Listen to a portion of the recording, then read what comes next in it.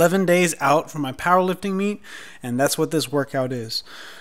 Trying to work on some pause benching and figure out what my openers are going to be. I feel like I'm really behind, and I am behind because of my injury, not to mention the psychological hit, because in my head I'm just thinking, fuck, what am I going to do now? But nonetheless, I'm here to make a statement with myself and prove myself. Here's a 265 pause bench that I feel pretty damn happy about. You know, I'm about 10 days after my injury. Here's 295, and this is that bench press I'm talking about right there.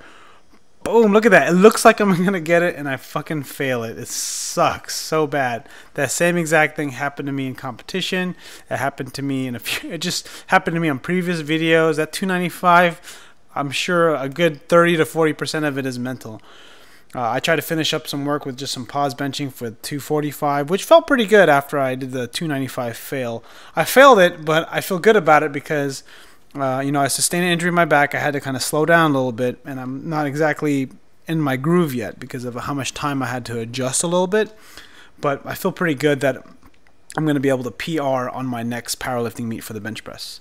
And here's some bent over rows, and I kind of want to just kind of share some ideas here. This is 205 pounds bent over row that I kind of do for I think 8 reps or something. And then what I do is I proceed to do a wide grip or wider grip bent over row for 5 to 6 reps, I think 5 reps, every minute on the minute. So that means about 10 seconds, maybe 10 seconds to do the set, and then 50 seconds to rest. And I do that for about 5 or 6 sets, which accumulates about 25, 30 repetitions. Now, here's my kind of my logic or kind of my viewing of this movement is that I'm positioning my hands in a way that is similar to the bench. Now, why is that? I'm doing that because I'm able to kind of position my scapula or strengthen my scapula in the position I'm going to hold my bench.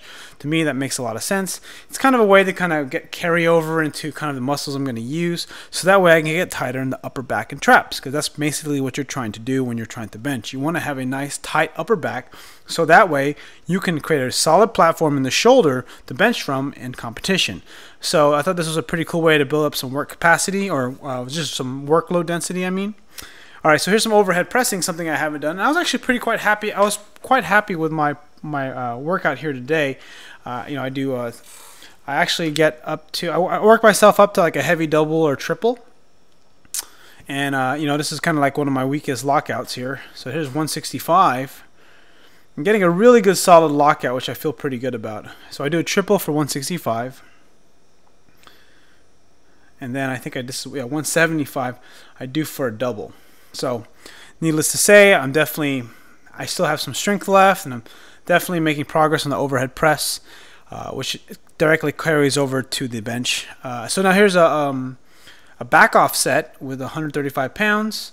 Those are 35-pound rubber plates along with a 10-pound plate on each side. And I set a goal to rep out 10 reps, and I was able to do it. It was a hell of a grinder, and it was pretty painful, but you know, I really pushed myself, and I wanted to make sure that I can just build some volume. And this was actually a pretty high volume upper body day.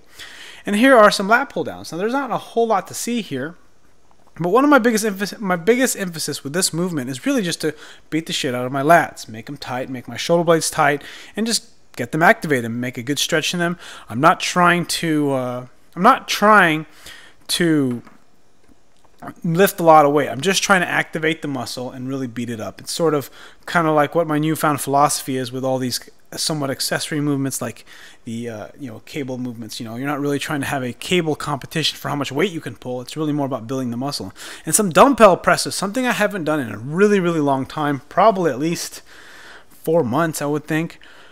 And I was quite happy that 85 pounds feels pretty damn light. And you can see that I'm almost pausing at the bottom. And part of that reason is I want to use the dumbbells as a way to kind of get a basically a bigger range of motion. And then I put up the hundreds, and I was actually quite proud of myself here.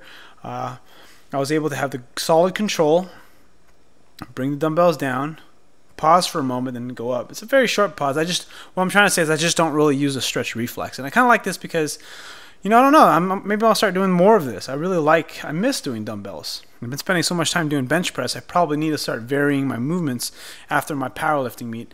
But we'll see what happens. I'm just, I like these dumbbells. I just do 2 sets. And as a final set, I do kind of one more set with with some overhead tricep skull crushers. And I only do 1 set because I felt my left elbow a little bit. So definitely hitting an overuse injury or getting close to one.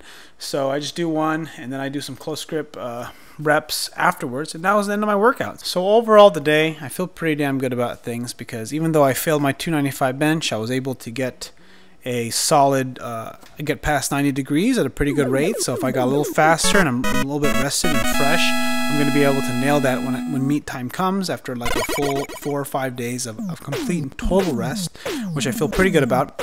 So, I mean, hey, you got to do the best with what you got, and this is what I have, this is my situation, because that's what life is all about. It's really having to deal with circumstances and situations, and sometimes situations and circumstances are not favorable, so you make the best of them, and I'm going to make the best of mine. So anyways, thanks for watching. Click like if you haven't already, subscribe if you're not a subscriber, and I'll see you guys in the next video.